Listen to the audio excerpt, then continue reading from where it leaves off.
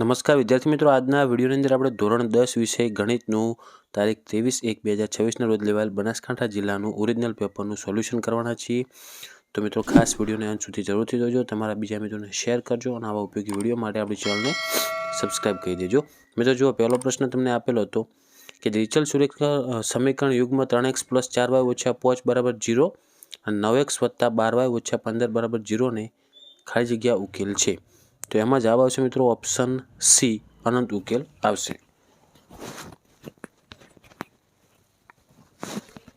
પછી બીજું આગળ આપેલ છે મિત્રો કે દ્વિઘાત સમીકરણનો ઉકેલ શોધવાનું દ્વિઘાત સૂત્ર તરીકે ઓળખાતું સૂત્ર ખાલી જગ્યા ગણિતશાસ્ત્રીએ આપ્યું હતું. તો બીજામાં જવાબ આવશે એ, શ્રીધર આચાર્ય. ત્રીજો છે એક સમાંતર શ્રેણીમાં જો a = 4 અને d = -4 હોય તો તેનું પહેલું પદ a બરાબર ખાલી જગ્યા. તો ત્રીજામાં જવાબ આવશે -20. ઓકે,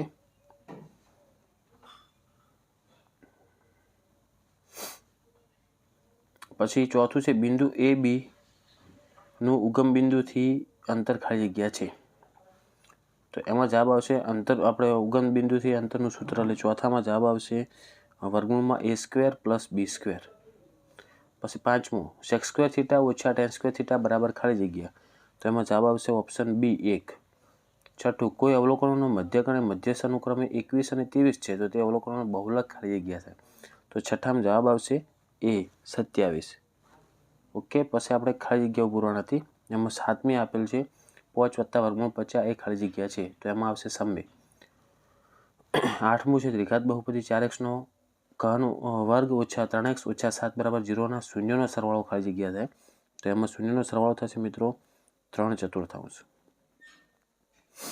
ઓકે, પછી આગળ છે સમતોલ પાસા પર 5 આવવાની સંભાવના કેટલી? તો 1/6 આવશે.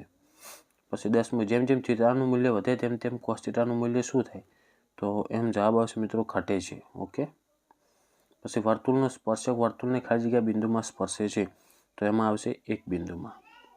પછી 12મું છે કે -2 - 3 0 1 3 2 અને 7નો મધ્યસ્થ ખાલી જગ્યા છે. તો એમાં જવાબ આવશે મિત્રો 3. પછી નીચે આપેલા વિધાનો ખરા છે કે ખોટા તે જણાવવાનું હતું. તો 13મું છે જો ગુસા 10 15 = 2a + 1 હોય તો a = 3 થાય. તો 13મું વિધાન આવશે ખોટું મિત્રો. પછી 14મું આકૃતિમાં બહુપદી y = px નો આલેખ આપેલ છે. આ કિસ્સામાં px ના શૂન્યની સંખ્યા કેટલી છે? 3 છે એમ કીધું છે. તો આ વિધાન શું થશે? ખરું થશે મિત્રો. પછી 15મું છે કે વર્ગમૂળમાં 3x + 5 એ સુરેખ બહુપદી છે. તો એ વિધાન 15મું ખરું આવશે. જુઓ, 13મું ખોટું, 14મું ખરું, 15મું ખરું અને 16મું છે એ પણ આવશે ખરું. પછી આગળ એક વાક્યમાં જવાબ આપવાના હતા કે સમાંતર શ્રેણીના પ્રથમ n પદોનો સરવાળો શોધવાનું સૂત્ર લખો. તો એના માટે સૂત્ર મિત્રો આવશે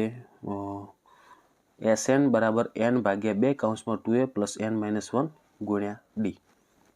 પછી 18મું છે વર્તુળને વધુમાં વધુ કેટલા સમાંતર સ્પર્શક મળે? તો એમાં જવાબ આવશે મિત્રો 1. પછી 19મું છે જો PA = 0.65 હોય તો PA બાર = કેટલા? તો 0.35 આવશે એમાં. અને 20મો છે એમાં બહુલકીય વર્ગ જણાવવાનો હતો. તો સૌથી મોટી આવૃત્તિ 16 છે એટલે બહુલકીય વર્ગ થશે 30 થી 40.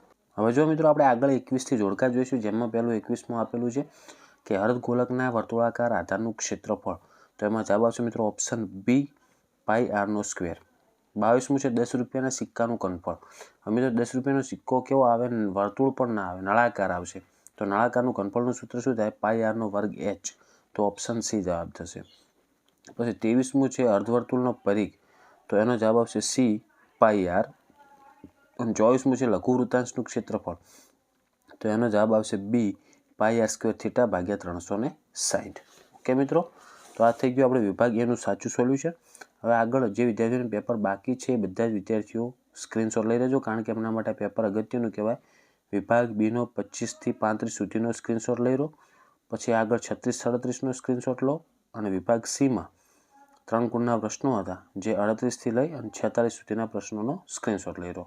પછી આગળ વિભાગ ડી, જેમાં તમારે 47 થી 52 પ્રશ્નોનો સ્ક્રીનશોટ લેવાનો છે અને 53 54 પાછળ આપેલા હતા.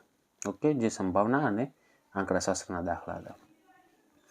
તો આશા રાખું છું મિત્રો કે વિડીયો તમને ઉપયોગી બન્યો છે. તો વિડીયોને લાઇક કરો, બીજા મિત્રોને શેર કરો અને આ ઉપયોગી વિડીયો માટે આપણી ચેનલને સબસ્ક્રાઈબ કરજો.